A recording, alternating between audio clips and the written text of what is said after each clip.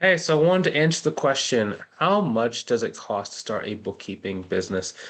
This question gets asked a very, very large amount. So I want to kind of just debunk some myths, make sure you know exactly what to expect, make sure that you are not blindsided by costs that, don't really need to be incurred. So number one, guys, bookkeeping business expenses. You got to try and keep them as low as possible when you're first getting started. So don't go out and buy an office. I was on an interview yesterday with a gentleman who helps people build like business credit and stuff, and they were saying that they always encourage people to go and get like an office building or something when they're first starting. I'm like, whoa, heck no, dude.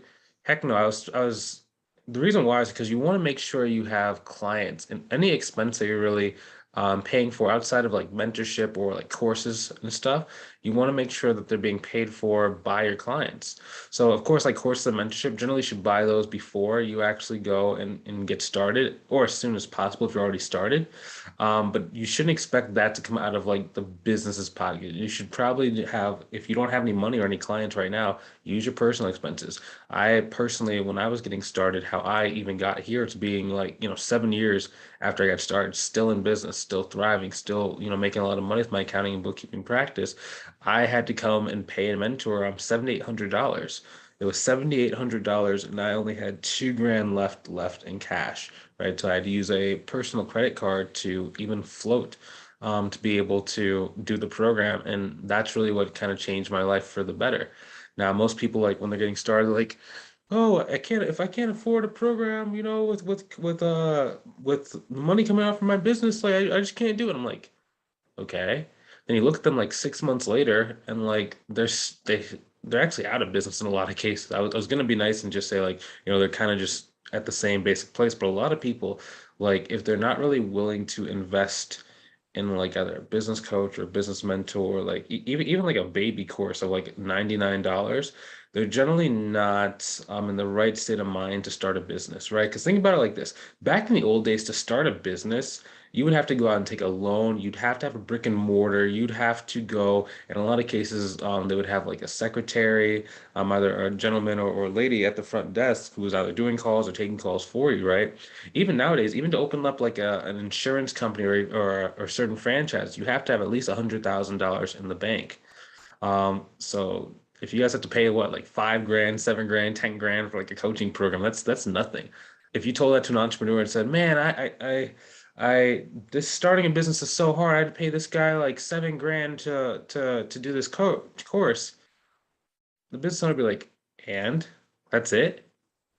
You made a steal." I know for me, because I spent like 35 grand my first year in coaching and stuff, right? So like I was buying courses, I was buying mentorship, I was buying like Tony Robbins seminars, I was buying sales tapes, I bought a bunch of like mentorship programs, I bought masterminds, like I just bought everything because I figured, okay, well, I'm saving all this money not having to get a business loan. I'm saving all this money because I don't have to go and buy an office or rent space. And I was just saving all this money. So I was like, okay, so I might as well go and like try and like reinvest into the business because I would have been spending anyway. So I just kept going and kept spending. And like nowadays I hear people and they're like, I tried to spend, I spent like $99 on a course and the course didn't work. I'm like, you only spent $99? Like when I'm talking to that person, I'm trying to be very empathetic and I'm like, oh, I'm sorry to hear that you spent that money. It didn't quite work out for you. But in my mind, I'm thinking, it's only it, in my mind, it's hard, right? Because like some people are like, oh, it's easy for you to say, Bryce, because you're making a lot of money. But I mean, I was probably making less money than most people were when I first like invested in in the $7,800 one because I didn't have a job at the time. It was like I had just started even thinking about going back to work because it was like I needed to make money. And I had quit my job cold turkey. So I didn't really have any money.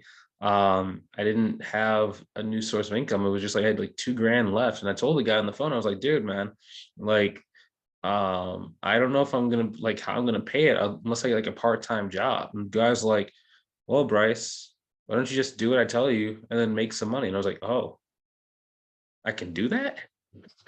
That was kind of my response. I was like, wow, you can make money that quickly? Because I had always thought in my head that like, taking a business or starting a business took a long time to make it work. Like you're only gonna make like what 20 grand in your first year. But then like it doesn't even have to be like that. Like a lot of my students are getting to six figures in their first like 7 months of being in business. And it's just like, man, it's ridiculous.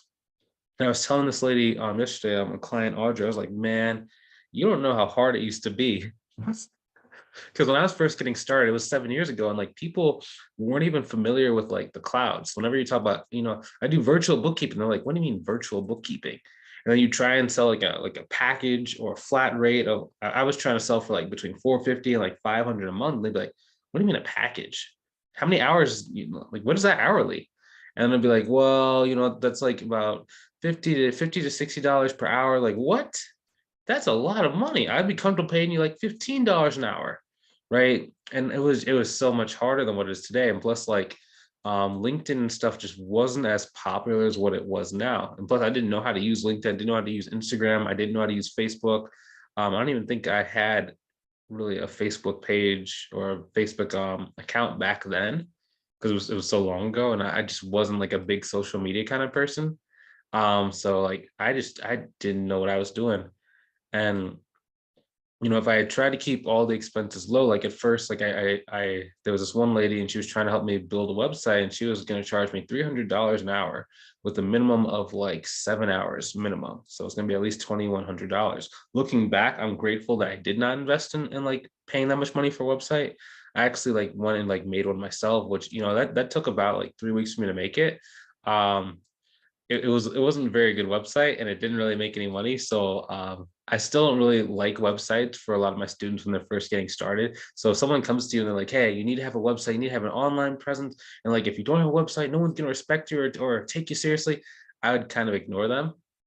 um like don't pay them 7 grand for a website, don't pay 3 grand for a website. You can probably get someone off Fiverr. At least that's what I did recently for a new website that we had a student make. And it cost like $150 because all I did was just have them go and use someone on Fiverr, one of the people I like to work with on Fiverr.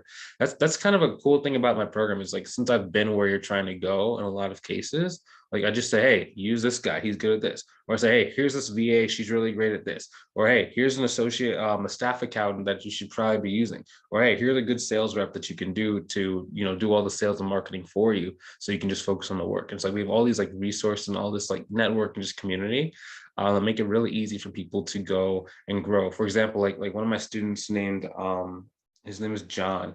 He joined the program like probably like 11 days ago. He already got like 2 clients, and then he got another one last night.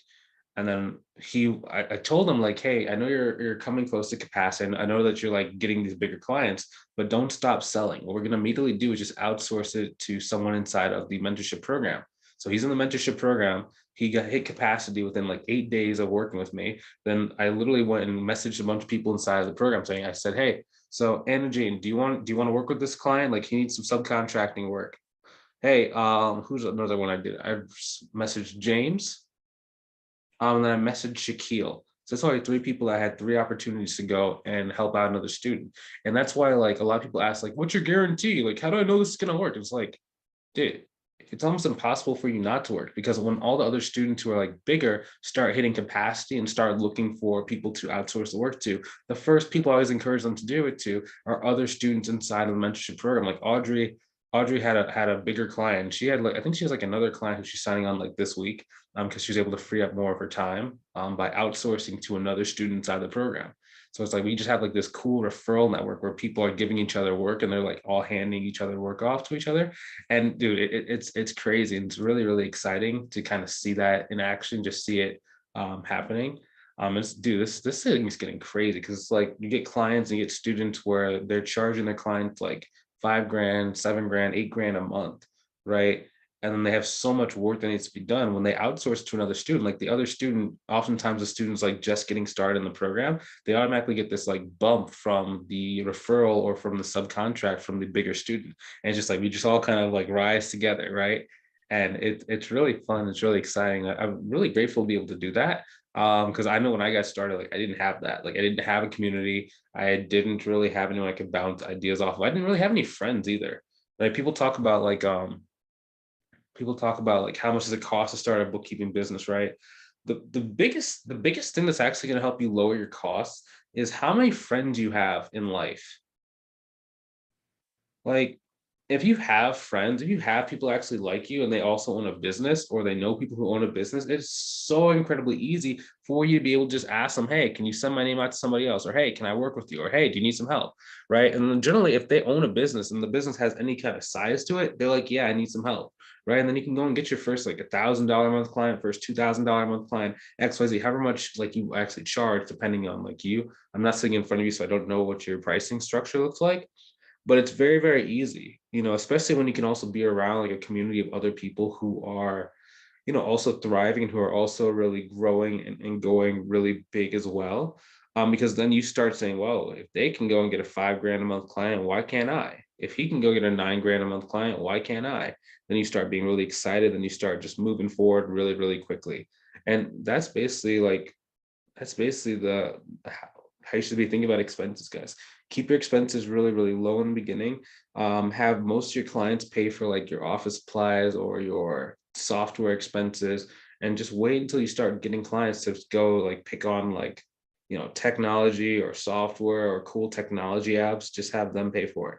The only things you should be paying for out of pocket or even on a personal credit card would be education. So like mentorships, courses, coaching, masterminds, anything that's like on the business education side. So with that note, hopefully you enjoyed this video.